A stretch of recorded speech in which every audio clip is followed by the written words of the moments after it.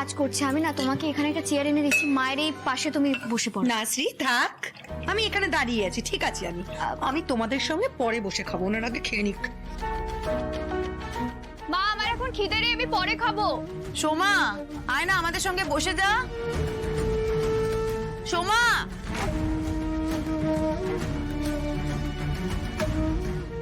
আমি একটু আসছি। হ্যাঁ রাজ, বলছিলাম যে খাবার পরিবেশন করাটাও কিন্তু একটা অনেক বড় কাজ, বুঝলে তো?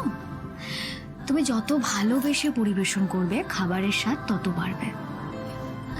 আজ বরং আমরা একটা কাজ করি, তুমি তোমার শ্বশুরবাড়ির লোকদেরকে পরিবেশন করবে আর আমি আমার শ্বশুরবাড়ির লোকদেরকে পরিবেশন করবো। হ্যাঁ দাঁড়াও।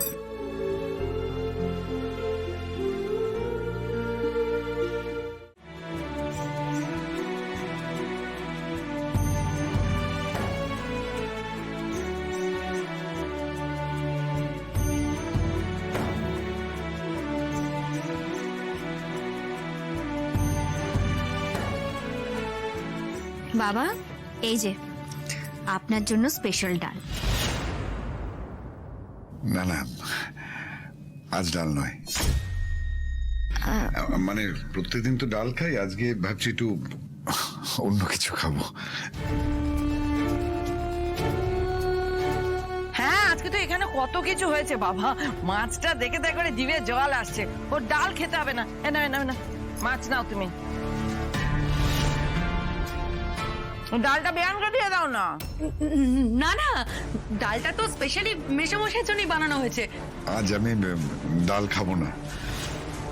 আচ্ছা ঠিক আছে, উনি যখন খেতে চাইছে না তখন এইভাবে জোর করো না বৌদি। না না, মানে তুমি কষ্ট করে বানিয়েছো, বাবা একবার খেয়ে দেখুক। আমি তো এটাই বলতে চাইছিলাম আর কি। আসলে আজ সকাল থেকে ঠিকমতো খাওয়া হয়নি, মানে পেটে ঠিকঠাক কিছু পড়েনি।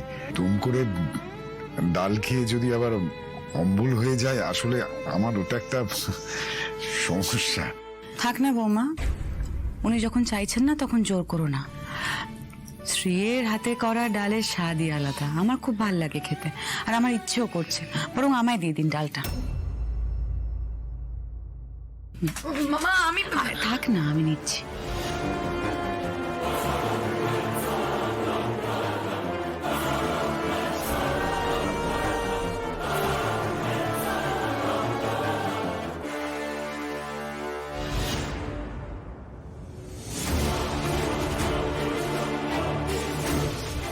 সর্বনাশ, এই ডালের জন্য আমাকে না মগ ডালে পাঠায়।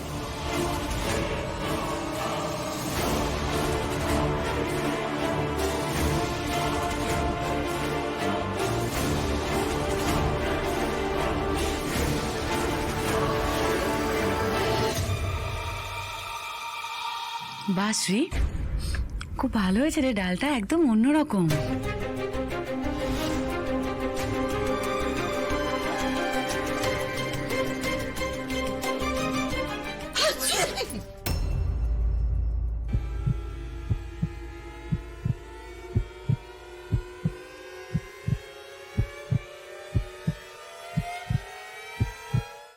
হুমা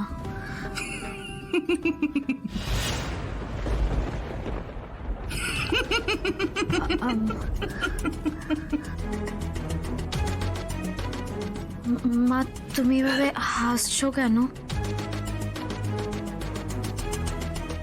অনেক শখ করে তোর নাম রেখেছিলাম শ্রী। আচ্ছা, এই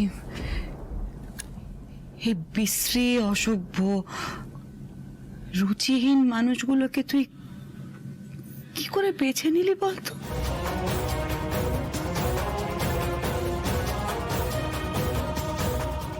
এদের না আছে শিক্ষা, না আছে সংস্কার। আচ্ছা আমার একটা কথা বল শ্রী, এটা কি আদৌ তোর মতো মেয়েকে বউ হিসেবে পাওয়ার যোগ্য? দেখো মা, কে যোগ্য কে অযোগ্য সেসব নিয়ে কথা বলার সময় এটা নয়। আর মা প্লিজ, তুমি এভাবে আমার শ্বশুরবাড়ির লোকদের আমার সামনে এই কথাগুলো বলছো, আমার খুব খারাপ লাগছে। আমি তো আপনার ছেলের মতনই, তাই এক মায়ের হয়ে আরেক মায়ের কাছে আমি এই পুরো ব্যাপারটার জন্য ক্ষমা চেয়ে নিচ্ছি। প্লিজ কিছু মনে করবেন না। বলছিলাম আপনি শান্ত হয়ে বসুন না, আমি প্লেটটা বদলে দিচ্ছি।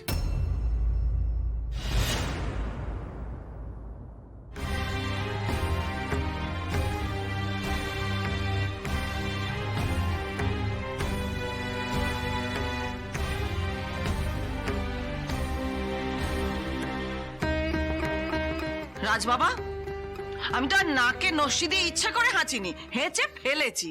তার জন্য এত কথা আমি শুনবো কেন? আমি তো বলছি আমার ভুল হয়ে গেছে। আসলে কি জানিস তো, আমরা তো গরিব ঘর, সেই জন্য এত কথা হচ্ছে। যদি টাকা পয়সা থাকতো তখন কিন্তু 7 খুন মাপ, আমি 1000 বার হাঁচলেও কোনো সমস্যা হতো না। শুনুন, অভাব আর স্বভাব এই দুটো না আলাদা জিনিস। অভাব চলে গেলেও স্বভাব কিন্তু মানুষের পাল্টায় না, বুঝলেন?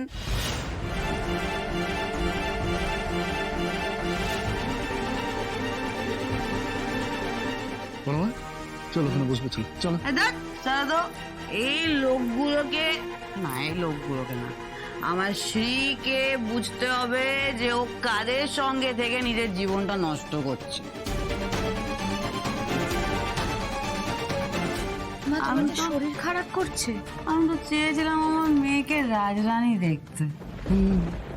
কেমন রাজরানী হয়েছে ও দেখুক নিজের চোখে।